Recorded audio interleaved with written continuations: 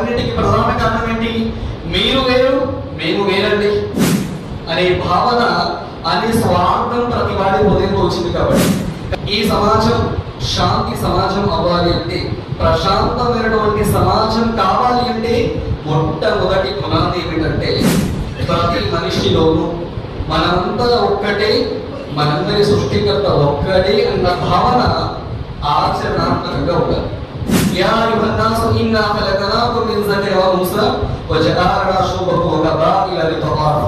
ఓ మానవులారా, మీరందరూ కూడా ఒకే తల్లిదండ్రి అయినటువంటి ఆదాం హవ్వ నుండి పుట్టించబడ్డారు. మీరందరూ పరస్పర రక్త సంబంధీకులు.